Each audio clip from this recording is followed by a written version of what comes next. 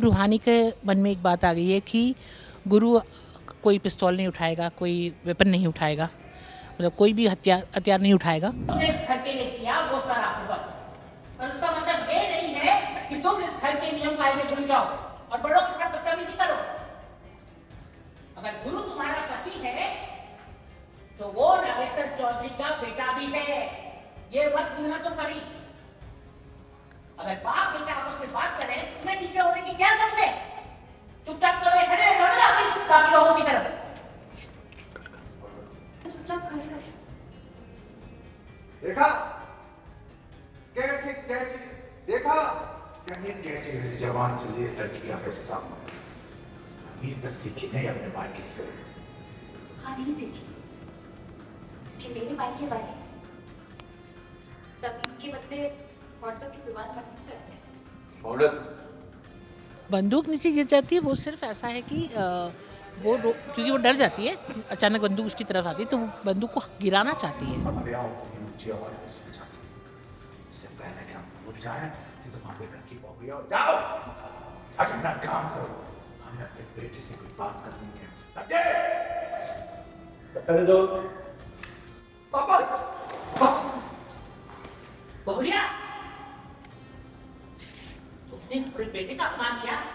हाँ, हमारे बेटे का हाथ छटका तुमने, नागेश्वर चौधरी का हाथ छटका तुमने। बलवारी, पापा के साथ बदतमीजी करोगे अब? नहीं करो, मैं तो बस गन गिराना चाहती थी, मुझे कोई इरादा नहीं था मेरा ऐसा कुछ करने का। बस कंपाउंड, अपमान किया तुमने हमारे पापा का। इतनी हिम्मत तुम्हारी कि अपने ससुर का हाथ छटक दोगी? माफी मांगो वापस। हाँ, एकदम गर्म माहौल है। एक्चुअली अभी जैसे आपने देखा कि गौतम जी की मौत हो गई है, उसके बाद क्योंकि रूहानी ने हम सबको बचा लिया उस पूरे, तो कहीं ना कहीं हम रूहानी के शुक्रगुजार हैं इसलिए कि उसने हमारे घर को बचा लिया। लेकिन अब रूहानी के मन में एक बात आ गई है कि गुरु कोई पिस्तौल नहीं उठाएगा, कोई वेपन नहीं उठाएगा, मतलब कोई भी हथियार नहीं उठाएगा और कोई गलत काम नहीं करेगा, क्योंकि वो जानती है कि गुरु एक बहुत अच्छा इंसान है और खैर वो इस माहौल में पला है इसलिए वो ये सब करता है। लेकिन अब वो उससे बदलना चाहती है, उसे पता है कि गुरु से बहुत चाहता है और गुरु उसके लिए किसी भी हद तक जा सकता है। तो वो सबसे पहले यही चाहती है कि गुरु का जो माहौल है वो तो खैर नहीं बदल सकती इतनी जल्दी, लेकिन एटलीस्ट गुरु की आदतें बदली करे।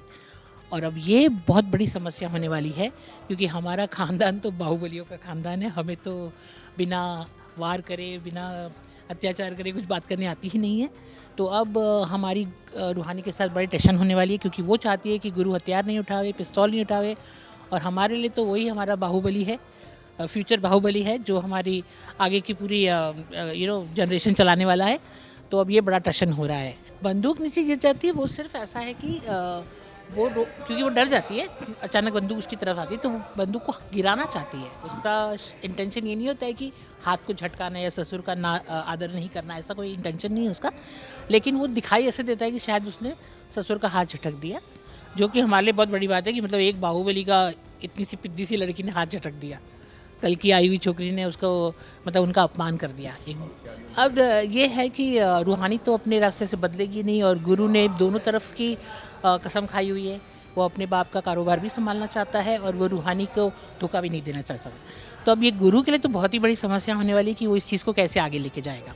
हाँ, हमारा तो ऐसा है कि ठीक है, हमने एक एहसान मान लिया कि रूहानी ने हमको बचाया, ये एक एहसान हमने ज़रूर माना, लेकिन इसका मतलब ये हम नहीं अलाउ करेंगे कि रूहानी जो हमारे घर में जो परंपरा चलती आई है उसमें कुछ रुकावट डाले या उसमें कुछ बदलाव लाए, क्योंकि हमारे तो वो हमारी हार जैसा होगा। तो अब ये बड़ी टेंशन होने वाली है गुरु के लिए स्पेशली कि वो क्या करेगा, क्योंकि उसे तो हमारी भी बात रखनी है और रूहानी की भी बात रखनी है, और हम भी इस मामले में कम नहीं है, गुरु भी कम नहीं है और रूहानी भी कम नहीं है। तो ये बहुत ज़ोरदार ट्विस्ट होने वाला है और बहुत सारा टेंशन देखने को मिलेगा। क्योंकि अभी पिछले ही इसमें जब वो गौतम को बचाती है तो हमने रूहानी को एक्सेप्ट किया था, ऐसा ऑडियंस ने देखा होगा। रूहानी को मैंने देवी माँ कहा था। अब सडनली ये ट्विस्ट आता है तो ये कहाँ लेके जाएगा, इसके लिए आप देखते रहिए इश्क जुनूनी।